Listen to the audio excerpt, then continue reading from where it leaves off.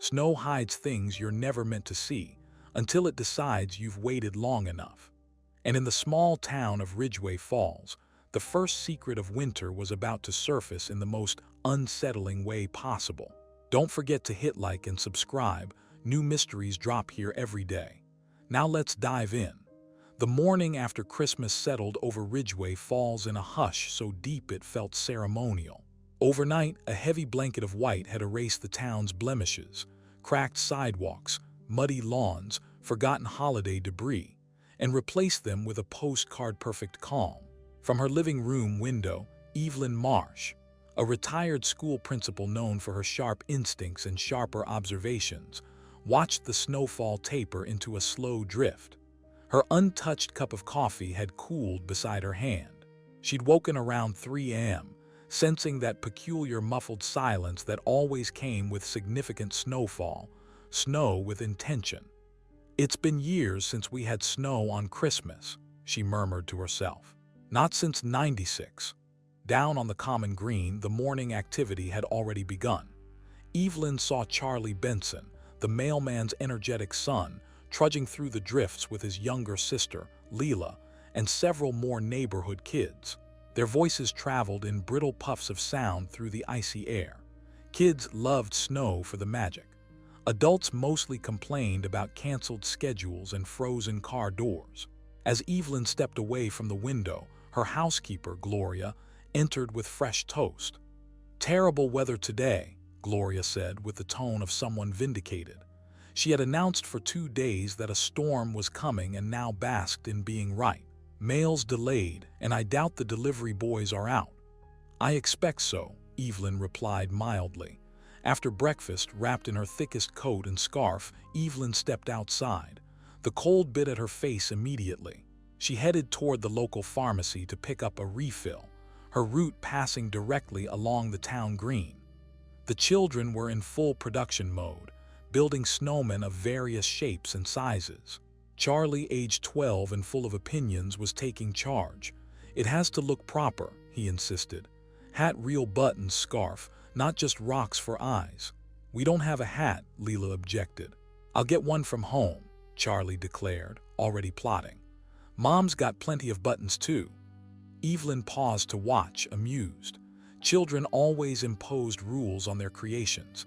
It reminded her of an old case from her teaching days when a child's game had revealed an uncomfortable truth about a dishonest groundskeeper.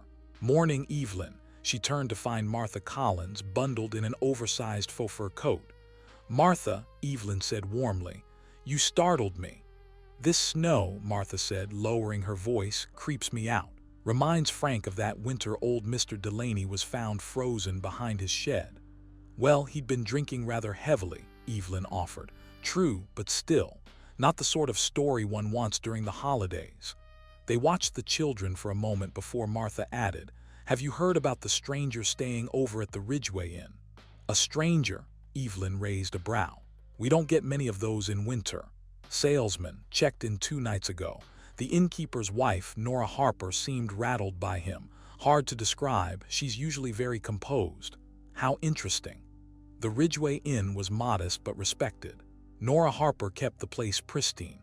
Her husband, Frank Harper, was quiet and sturdy as a barn beam. They had one son, a year or 2 younger than Charlie. At the pharmacy, Evelyn noticed something that barely registered at the time: a leather briefcase tucked partly under paperwork. Its initials, GE, glimmered faintly in gold. The salesman had passed through here. Evelyn retrieved her prescription and headed home. Charlie's snowman now sported a battered fedora and a red wool scarf. Very dignified, at least in the way only children could achieve. She smiled and continued home, unaware that before the day ended, that cheerful snowman would become the center of Ridgeway Falls' darkest mystery. Because snow hides many things, and sometimes it hides bodies. By mid-afternoon, the storm had tapered off completely, leaving Ridgeway Falls coated in a glittering frost. Evelyn Marsh had settled into her armchair with a mystery novel open on her lap, though she hadn't turned a page in nearly an hour. The quiet was heavenly until it shattered. First came the shouting. Not the usual bursts of excitement from children playing in snowdrifts, but sharp, panicked cries. Evelyn stood immediately, crossed to the window and saw a cluster forming on the town green. People rushed in from all directions. Whatever had happened, it wasn't minor. She grabbed her coat. By the time she reached the green, Officer Paul Jenkins, Ridgeway Falls lone patrolman, was sweating through his uniform despite the cold. Kids were being herded back by frantic parents. Charlie Benson stood pale, lips trembling. Leela clung to her mother, sobbing. "Miss Marsh," Jenkins said, spotting her, "you shouldn't be here. It's not for the faint." "Nonsense," Evelyn said with a firmness that ended the conversation. "What happened?" It was Martha Collins who answered, appearing at Evelyn's side with her coat still unzipped. "It's the snowman, Evelyn. Charlie's snowman. A garbage truck backed up too close and knocked it over and she faltered, pressing a gloved hand to her mouth. Dr. William Hayes, the town's physician, stepped forward grimly. "There's a body inside it," he said. "Frozen solid." Evelyn inhaled sharply, then moved closer, ignoring Jenkins' weak attempt to block her path. Where the tall snowman had once stood now lay a heap of collapsed snow, scarves, sticks, and buttons scattered like discarded props. But beneath it, partially exposed, was the unmistakable form of a man, face angled away, dark hair, brown overcoat stiff with ice. Someone whispered, "It's that traveling salesman, the one staying at the inn." "George Evans," added Mr. Benson, the mailman and Charlie's father. "Came into the post office yesterday. Sent a telegram, same coat." Dr. Hayes nodded. "I'd say he's been dead since sometime last night." Evelyn scanned the scene, mind race calm, already assembling possibilities. The children had finished building the snowman yesterday afternoon. Charlie confirmed it. "We built it before dinner, ma'am. I only came back to put the scarf and hat on. It was almost dark. This morning, it looked exactly the same." Meaning someone had hollowed it out afterward, meaning someone had worked in the dark, meaning someone had needed the body hidden and fast. Evelyn's eyes narrowed. The snow had stopped falling around midnight, so the killer acted shortly after. Dr. Hayes crouched beside the body. "Interesting," he murmured. "Ring mark on his finger, wedding bands missing." Evelyn spotted the second detail as he lifted the man's collar. Around the victim's neck was a silk scarf, pale blue with embroidered initials. N.H. Nora Harper, not the chunky red scarf Charlie had placed on the snowman. That scarf now lay discarded in the snow. This one was personal, expensive, intimate. Evelyn exhaled slowly. Nora Harper stood at the back of the crowd, frozen in place. When their eyes met, Nora's expression tightened, fear, recognition, something else, and she abruptly turned and hurried toward the inn. Snow hides things, but faces reveal plenty. The townspeople murmured, theories spreading like wildfire. Jenkins scribbled in his notebook as though quantity of notes could replace quantity of competence. Evelyn crouched beside Dr. Hayes. "Robbery?" she asked quietly. Hayes shook his head. "Not if they left the wallet intact. We'll know more when the inspector arrives." "And the scarf?" "That," he said, "is the part that worries me." Evelyn stood, watching the melting edges of the snowman seep into the ground. She didn't know yet who killed George Evans, but she knew the snowman hadn't been chosen at random. It had been chosen because it would be found. Just not too soon. By the next morning, Ridgeway Falls buzzed like a hive poked by a stick. Every shop counter hosted a fresh theory about the snowman murder. Evelyn Marsh moved through town quietly, absorbing the chatter without feeding it. "Robbery," insisted Mrs. Pickens at the butcher. "Salesmen carry cash." "But his wallet was full," Mr. Adler countered. "Robbers don't leave money behind, and they don't stuff bodies in snowmen." Evelyn left them debating and stepped into the cold just in time to see Dr. William Hayes pull up beside her. "Get in," he said. "You'll want to hear this." Inside the car, Hayes didn't waste time. Evans died between 9 p.m. and 2 a.m. Christmas Eve. Single blow to the back of the head. Whoever hit him knew what they were doing. "And the missing wedding ring?" Evelyn asked. "Removed intentionally. Mark is obvious, but nothing else taken. Watch, wallet, everything intact." So robbery's off the table. Hayes nodded. And there's the scarf. Evelyn looked sideways at him. Blue silk, initials NH, same one Nora Harper wears. She claims hers never left her drawer. Claims, Evelyn repeated calmly. Hayes reached into his pocket. There was also a letter in Evans's coat, addressed to his wife in Chicago. He wrote he was settling an old matter before returning home. No hint of trouble. Certainly not a man preparing for violence. Evelyn absorbed that in silence as he dropped her off. Back home, she had barely settled with her knitting when her housekeeper appeared. "Grace Carter's here, Miss Marsh." Grace, the pastor's young wife, entered looking pale. "I wasn't sure if I should come," she said, "but after the discovery, I think it matters." "Of course, tell me." Grace clasped her hands. "Christmas Eve, around 11, I walked behind the inn. I saw Nora Harper in the backyard arguing with a man. They were whispering but angry. He wore a long brown coat. I'm almost certain it was the salesman, Evans. And then Nora slapped him," Grace continued. "I froze. They must have heard me because he walked away fast. Nora hurried inside, but her blue scarf was gone. The silk one. The same scarf found on Evans," Evelyn murmured. Grace nodded. "I didn't think much of it until, well, everything." "Did you see where Evans went afterward?" Evelyn asked. "No, but he was furious."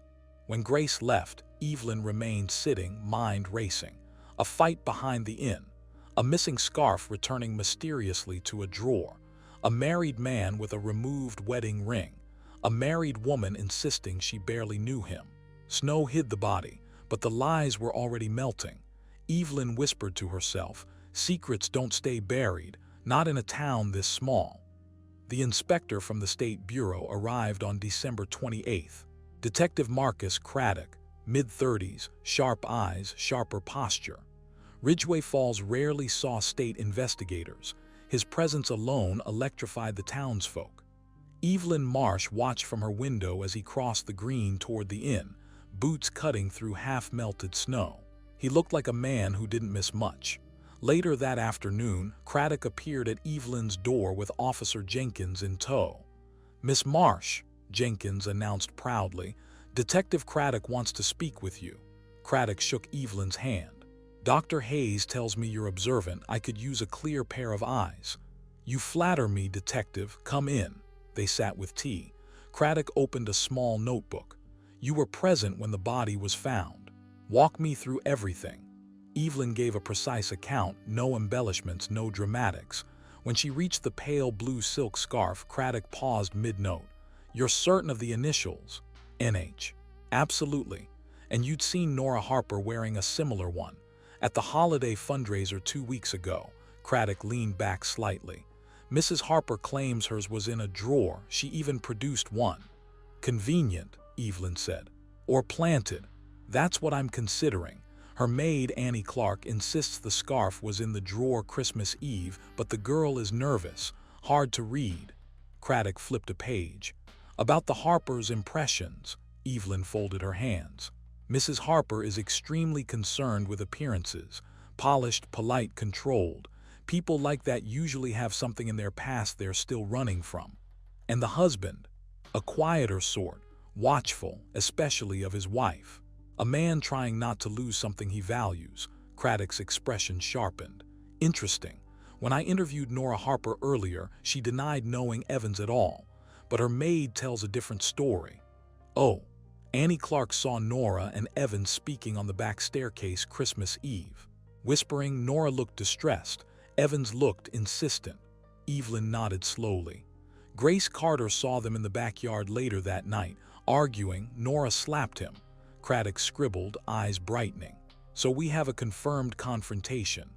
And perhaps a missing scarf," Evelyn added. Craddock exhaled. "There's more. We searched Evans's room, found his wallet full, watch untouched, no signs of robbery. But we did find a letter in his suitcase addressed to his wife. In it, he mentioned he was dealing with an old matter before returning home." "Meaning he had a reason to seek someone out here." "Exactly. And that someone might be Nora Harper." Evelyn's needles lay untouched on the table. "Detective, have you looked into the Harpers' background before they moved here 15 years ago?" That's on my list. It shouldn't be at the bottom, Evelyn said gently. People don't just arrive in small towns, they come to bury something. Craddock smiled thinly. I'll keep that in mind. He stood to leave but paused. Miss Marsh, one more thing. Why would someone hide a body inside a child's snowman? Because it's bold, Evelyn replied. Too bold. People miss the obvious when it feels impossible. Craddock nodded, impressed. And why use Nora Harper's scarf? Either to frame her or because she gave it to Evans willingly. Craddock pocketed his notebook. I'll be back tomorrow with more questions, I'm sure. When he left, Evelyn sat in quiet thought. A secret past, a missing scarf, a married salesman with a removed wedding ring, a married woman who claimed not to know him. But the snow was melting, and with it, so were the stories people told to protect themselves. Detective Marcus Craddock spent the next 2 days turning Ridgeway Falls inside out. He interviewed anyone who'd crossed paths with George Evans, shop owners, delivery drivers, church volunteers, and even retired residents who rarely left their porches. By December 30th, the town felt like it had been squeezed for every drop of information. That afternoon, Craddock appeared again at Evelyn Marsh's door, this time alone, no Officer Jenkins buzzing behind him. Miss Marsh, he said as Gloria let him in, mind if I borrow a few minutes? Of course, sit, tea. Yes, thank you, it's been a day. When they'd settled with hot cups and a slice of seed cake, Craddock opened his notebook. I've built a timeline of Evans's final 48 hours. Tell me what you think. Evelyn nodded for him to continue. Evans arrived in town on December 23rd, checked into Ridgeway Inn, ate alone, no issues. The next morning he attended church. You saw him leave early. I did. Afterward, he sent a telegram at the post office, visited the pharmacy, and returned to the inn for lunch. Later, he took a long walk. Into the woods behind the inn, Evelyn supplied. Curious choice for winter. Exactly. It's not scenic this time of year, more like a path someone checks when they're scouting something. A meeting spot, Evelyn suggested. Possible. He was back by 5, ate dinner, and went upstairs around 9. Craddock flipped pages. Then comes the important part, the confrontation behind the inn around 11. You have that from Grace Carter. Evelyn nodded. And Nora Harper wasn't wearing her scarf when she went back inside. Right. After that moment, Craddock continued, Evans is unaccounted for. Sometime between 11 and 2 a.m., he was struck in the back of the head and died instantly. The body was then hidden in the snowman. And you think one person did all that? Evelyn asked. Craddock's jaw tightened. It would have been extremely difficult, dragging a body across snow, hollowing a snowman, reconstructing it perfectly. Those aren't the actions of someone in a blind rage. That's methodical. Evelyn leaned back. A planned act then, not impulsive. Craddock tapped his notebook. Exactly. And we found something interesting in Evans's room, a half-finished letter to his wife. He wrote he'd be home by New Year's after resolving a matter that's haunted me for years. So he came here deliberately, Evelyn murmured. This wasn't a chance stop. No, he came for someone at the inn. And I'd wager that someone was Nora Harper. Craddock stood and paced slowly. If she gave him that scarf, it changes everything. But it might have been planted to point to her. Evelyn considered this. Detective hiding his body in the snowman feels symbolic. It wasn't just convenience. It was concealment wrapped in a message. Craddock stopped pacing. What kind of message? That whoever did it wanted the body found, but not immediately. Snow melts, foundations crumble, secrets surface, but timing is everything. Craddock breathed out slowly, recognizing the truth in her tone. And one more thing, Evelyn added. If you want to understand this murder, look 15 years back, before the Harpers moved to Ridgeway Falls. Craddock gave a small, impressed smile. You keep telling me the past matters. Because in small towns, Detective, Evelyn said, people don't move here randomly. They move here trying to outrun something. Craddock collected his coat. Thank you, Miss Marsh. You've given me more to chase. After he left, Evelyn stared into her cooling tea.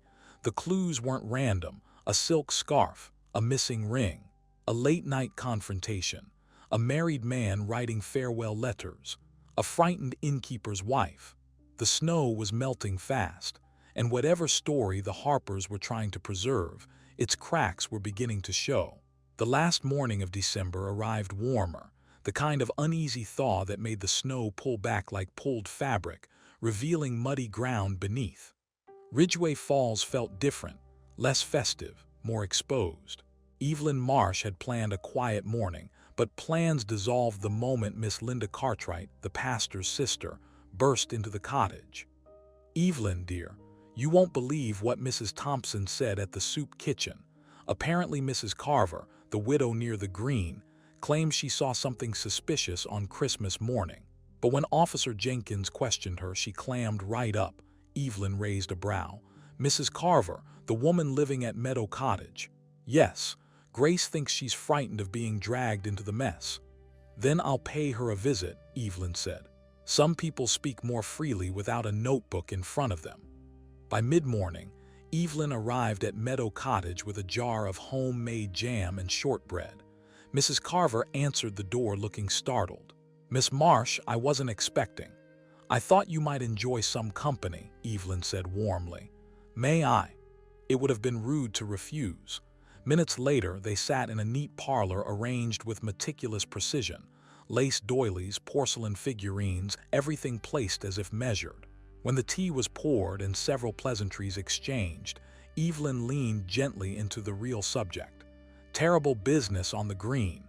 Must have been unsettling being so close." Mrs. Carver's cup rattled faintly. "Yes, horrible. I understand you saw something that morning." The widow stiffened. "I didn't tell the officer because, well, I wasn't certain." "I won't judge," Evelyn said softly. "Just tell me what you remember." Mrs. Carver took a breath. "I woke early. I rarely sleep past 5 since Harold passed. The snow made everything glow. I went to my bedroom window and saw someone. On the green, walking across it, toward the back of the inn, moving slowly like they were dragging something or struggling in the snow. I couldn't tell which." "What time was this?" "Just before 6. The church clock chimed right after they disappeared behind the inn's fence." "And did you see them return?" Mrs. Carver nodded reluctantly. "About 20 minutes later, moving quicker, and there were more tracks then coming from the woods.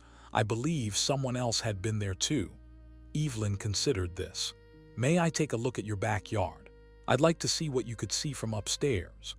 Outside, the thawing snow exposed patches of brown grass and slush. The garden fence bordered a narrow lane that led directly behind the Ridgeway Inn. As Evelyn examined the hedge, something caught her eye, a shape wedged in the branches. A glove, fine leather, red velvet lining, small enough for a woman's hand. "Mrs. Carver," Evelyn asked, "is this yours?" "Oh no, I only wear wool." Evelyn turned the glove over. A faint embroidered letter, possibly an H, had nearly faded. This wasn't random. This had been dropped during a struggle or while dragging a body.